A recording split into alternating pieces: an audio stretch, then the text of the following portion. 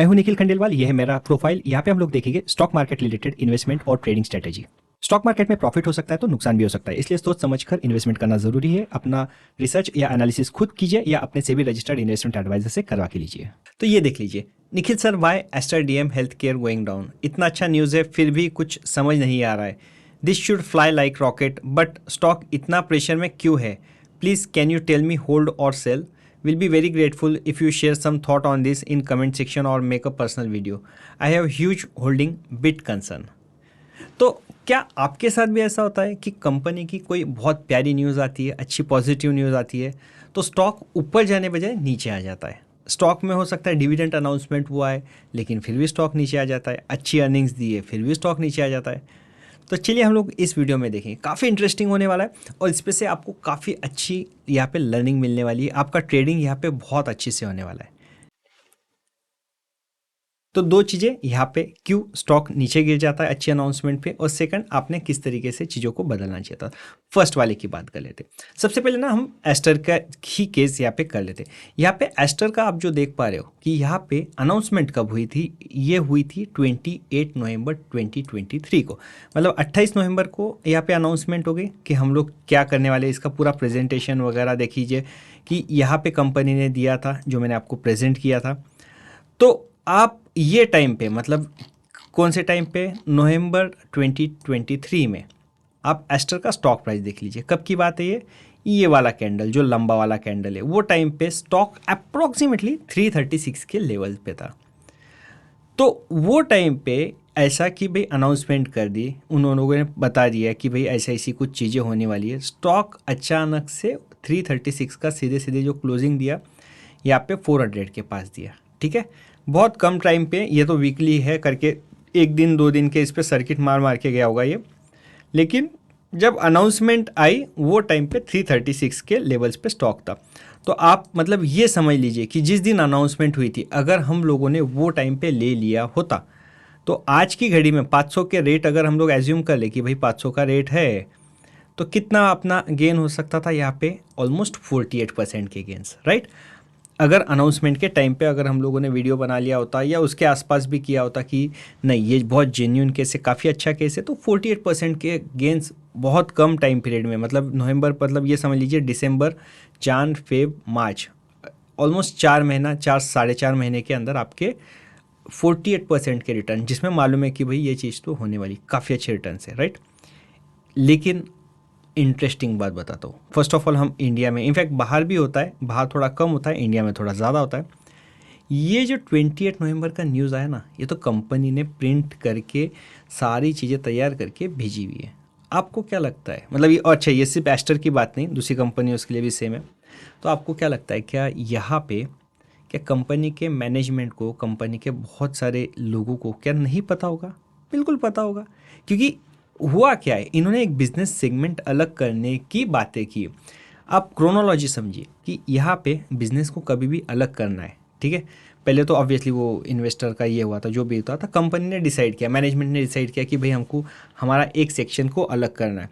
उन्होंने कंसल्टेंट को बुलाया होगा, ठीक है, कि बॉस एक टेंटेटिव वैल्यूएशन निकाल के बताओ। फिर उन्होंने टेंटेटिव वैल्यूएशन निकाले, उस पे से फिर बाद में वो बोले okay this is good number, हम लोगों को एग्जिट करना चाहिए। फिर उन लोगों ने एक्चुअल सेल करने के लिए, जो भी, मतलब यहाँ पे सेलर नहीं है, लेकिन जो भी स्ट्रक्चरिंग करनी है, जो दूसरा प्राइवेट इक्विटी प्लेयर है, उनके साथ मिलकर डिस्कशन किया हुआ कि चलो अपन अलग कर देते, क्या वैल्यूएशन होना चाहिए, क्या प्राइस पे अलग होने बाद अपना क्या विजन होगा, ये सारी चीज़ें की होगी। फिर इसके बाद में ये जब फाइनलाइज हो गया, तो यहाँ पे ड्यू डिलीजेंस थोड़ा कम है, क्योंकि ऑब्वियसली खुद कंपनी के लोग ही उसको टेक ओवर करने वाले, लेकिन थर्ड पार्टी होती है तो थोड़ा बहुत वो अलग होता था। तो ये जो पीरियड होते हैं ना, ये यूजुअली 4 महीने से लेके एक साल, 1.5 साल का टाइम पीरियड होता है, ठीक है। तो यहाँ पे ये जो जुलाई मंथ दिख रहा है ना, यहाँ पे एक बड़ी कैंडल है। तो देर इज़ अ रीज़न, एक तो उसकी अर्निंग्स की अनाउंसमेंट होंगी, कुछ पॉजिटिव न्यूज़ होंगी। अगर इस न्यूज़ अगर अवेलेबल नहीं होंगी, वो आप देख लीजिए, यहाँ पे न्यूज़ अवेलेबल नहीं होंगी जुलाई के फर्स्ट वीक में, और स्टॉक फिर भी ऊपर भागा है, मतलब किसी ना किसी को प्राइस का एक अंदाज़ा आ गया है कि क्या लेवल का डिविडेंड मिलेगा, 1 बिलियन का वैल्यूएशन मिलेगा, ये जो अलग होने वाली एंटिटी है उसके अंदर, एक उसके आसपास का नंबर। तो आप ये समझ सकते हैं कि यहाँ पे ये जब भी चीज़ें होती है ना, मतलब यहाँ पे और किसी को एक पता चला होगा, ठीक है। और ये लोग क्या करते हैं, ये इंटरनल, यूजुअली इंटरनल होते हैं, या इनफैक्ट इंटरनल भी नहीं, इंटरनल लोगों ने अपने पास के लोगों को बताया रहता है, ठीक है। और एक चीज़ है कि ये मतलब ये तो फिर भी मैंने जो आपको कहा जुलाई से लेकर नवंबर, ये थोड़े से आउटर के, एकदम इनसाइड वाले जिन जो डिसीजन मेकर्स है उनके पास वाले जो रहते, यूजुअली उनको साल भर पहले, मतलब ये समझ लीजिए मार्च के महीने के पहले, फेब में ये जो कैंडल है ना, यहाँ से बेयर मिनिमम वो चीज़ें चालू हो जानी चाहिए, जो मेरा एक्सपेक्टेशन है, जो मुझे ऐसा लगता। अच्छा, और ये हर कंपनी में होता है, जहाँ आपका ये जो रिस्ट्रक्चरिंग आया, उन लोगों को कुछ ना कुछ पैसा बनता ही बनता है। तो ऐसे लोगों को 141% के रिटर्न्स ये दिखे होंगे अभी तक के, ठीक है। तो एकदम सिंपल तरीके में किसी ने 141% के रिटर्न्स देखे यहाँ पे, किसी ने यहाँ पे ऑलमोस्ट 78% के गेन देखे, लोगों ने 48%, जब पब्लिक इन्फॉर्मेशन हो गई 48% के देखे, और आप थोड़े से लेट हो गए पार्टी के लिए कि यहाँ पे आप थोड़े कम गेन देख रहे हो, लेकिन आपके पास गेन है। अच्छा, ये देख लीजिए, यहाँ पे स्टॉक फिर भी नीचे गिरा था। मार्केट में एक कहावत है जिसे कहते हैं by the rumour cell the news. By the rumour का मतलब कि मार्केट में जब खबर है कि भाई यहाँ पे बेचे जाने वाला है, मैनेजमेंट को पता है, या धीरे से बोले कि यार ये एग्जिट होने वाले एट्सेट्रा एट्सेट्रा, तब वो टाइम पे बाय कर लो। सही गलत बात की बात है, ठीक है। और एक्चुअल न्यूज़ जब रिलीज़ होने वाली है, ठीक है, या जो हो चुकी है या जस्ट होने पे, तब आप बेच दीजिए, क्योंकि वो न्यूज़ पे फिर बाद में आप सेलिंग प्रेशर देखने वाले। तो यहाँ पे जो बेचा गया ना कि डिविडेंड का डेट आ गया, रिकॉर्ड डेट आ गया कि आपका 23 अप्रैल को हम लोग रिकॉर्ड डेट रखने वाले, तो यहाँ पे जो स्टॉक का प्राइस गिरा है, तो there is a high chance कि ये और थोड़ा सा सेलिंग प्रेशर के साथ नीचे आ जाए टेम्परली। अब मैंने आपको वीडियो के अंदर बोला था 550 से 600 का टारगेट दिख रहा है अगले एक साल के अंदर, तो हो सकता है मैं गलत हूँ, हो सकता है 12 महीने के बजाय 18 महीने लगे, लेकिन वो उनका वो इन्वेस्टर कम्युनिटी के लिए, मतलब पोजिशनल जो इन्वेस्टमेंट करके बैठ सकते हैं कि भाई हम लोगों को अच्छा कंपनी है, अच्छा अर्निंग्स है, ग्रोथ पोटेंशियल है, तो हम तो क्या 550-600 क्या इसके आगे भी स्टॉक अगर जाता है तो हम लोग होल्ड करेंगे। तो ऐसा जो जो लोग रहते उन लोगों का है। अभी मैं आपकी स्पेसिफिकली आपकी बात करूँगा, तो यहाँ पे जैसा आपका क्या सा था कि एवरेज परचेस प्राइस आपकी 462 की थी, राइट। आप स्टॉक एट पीक 500 रुपये तक के गया, आपने वो टाइम पे 8.25% का रिटर्न देके, अभी मार्केट प्राइस जो है 474 की है, जो 2.6% अप है, मतलब आप अभी भी पॉजिटिव में। क्वांटिटी 3000 थी, मतलब आपका इन्वेस्टमेंट अमाउंट 13.86 लैक्स का था। प्रॉफिट एट पीक आपने एक टाइम पे 1,14,000 का प्रॉफिट देखा, लेकिन अभी वो 1,14,000 से गिर के 36,000 का है। आप आपका स्पेसिफिकली यही है कि मैं थोड़ा कंसर्न हूँ क्योंकि मेरा बहुत बड़ा पोजीशन साइज़ है। तो कभी भी याद रख लीजिए, अगर आप यहाँ पे ट्रेडर हो, पोजिशनल ट्रेडर हो, 3 महीने का आप होल्ड कर सकते हो, आपने लिया डिविडेंड के लिए, ठीक है। डिविडेंड का एक सबसे बड़ा मिथ बताता हूँ, डिविडेंड भले ही आपको मिल जाता है तो स्टॉक प्राइस भी तो करेक्ट होता है, ठीक। तो कभी भी आप पोजिशनल ट्रेडर हो तो सिर्फ डिविडेंड के लिए काम मत कीजिए। डिविडेंड इज जस्ट कि भाई मिल गया तो अच्छी बात है, नहीं भी मिला तो छोड़ सकते।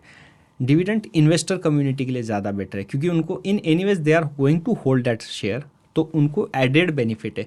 लेकिन आप बीइंग अ ट्रेडर, आप अगर इस चीज़ में जाते हैं, डिविडेंड ट्रेडिंग के लिए जाते हो, तो वो आपके लिए बेटर नहीं है। हाँ, आपको ये है कि अनाउंसमेंट के पहले, रिकॉर्ड डेट के पहले पॉजिटिव में करना है, तो बात कुछ अलग होती है।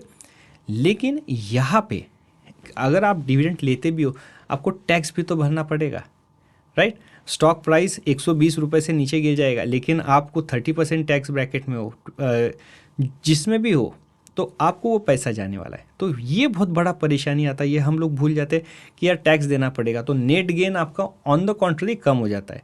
तो बेटर कि आप बेच दो, 15% का STCG लगेगा, short term capital gain taxes लगेंगे, which is always better than कि भाई डिविडेंड पे टैक्स भरा जाए। एक चीज़। सेकंड, यहाँ पे और एक बात बताता हूँ, पोजीशन साइज इतनी ही रखना चाहिए, एज्यूमिंग कि आप ट्रेडिंग कर रहे हो, 30% भी स्टॉक अगले 2-3 दिन में गिर जाए तब भी आपका पेट का पानी हलना नहीं चाहिए। आराम से बैठे, हमको कोई फ़र्क नहीं पड़ता, गिर गया, आप क्या कर सकते हैं। ट्रेडिंग है, स्टॉप लॉस लगाया होगा तो एग्जिट हो जाएगा, नहीं भी होगा तो हम होल्ड करके रखेंगे। इतनी पोजीशन साइज़ के साथ काम करना है। अगर आपका पोजीशन साइज़ 3000 क्वांटिटी का है और आप परेशान हो रहे हो कि यार क्या होगा, तो बेटर आप पोजीशन साइज एकदम कम कर दीजिए। कम कर दीजिए का मतलब कितनी करना है, 500 करना है, 1000 करना है, ये आप अगेन मतलब एक तो आपके इन्वेस्टमेंट एडवाइज़र से कीजिए या आपका खुद रिस्क प्रोफाइल आप खुद जान लीजिए और उसके बाद काम कीजिए। लेकिन इतना ही रखिए, ठीक है, कि स्टॉक में वोलेटिलिटी आ जाए तो आपको कोई फ़र्क पड़े नहीं। आप यहाँ पे अभी भी पॉजिटिव में एक बहुत अच्छी बात है, लेकिन कल को अगर 10% स्टॉक अगर नीचे गिर जाता है, लेट्स से कि कोई इन्वेस्टर बोलता है कि यार जैसा मैंने आपको बताया कि यार हमको तो बहुत हैंडसम रिटर्न ऑलरेडी बन चुके हैं यहाँ पे एस्टर डीएम में, हम लोग बेच देते हैं, और वो सेलिंग प्रेशर की वजह से 10% डाउन हो गया। 10% अगर आपका डाउन हो गया तो आपका जो इन्वेस्टमेंट अमाउंट है 10% से डाउन हो जाएगा, राइट। यहाँ से आपको 1,38,000 का नुकसान होगा। 10% कोई बहुत बड़ी बात नहीं है, तो आप भी जानते हो। तो are you comfortable with this thing? अगर नहीं तो बेटर है इतना बड़ा पोजीशन साइज मत लीजिए। तो अभी भी आपके पास चांस है, पॉजिटिव में ही हो, थोड़ा कम प्रॉफिट होगा चलेगा। एक तो नहीं तो पूरा के पूरा एग्जिट कर दीजिए, कोई प्रॉब्लम नहीं है। थोड़ा स्टॉक को और थोड़ा नीचे आ जाने दीजिए, फिर लगे तो एंट्री कर सकते हो। तो यहाँ पे आपको कोई भी क्वेरी होगी, आपके स्टॉक के अंदर आप फंस गए होगे, आपको आपकी ट्रेडिंग को बेटर करना होगा, तो आप आपकी क्वेरीज यहाँ पे नीचे कमेंट सेक्शन में लिख दीजिए। मैं कोशिश करूँगा कि उसको एड्रेस कर पाऊँ।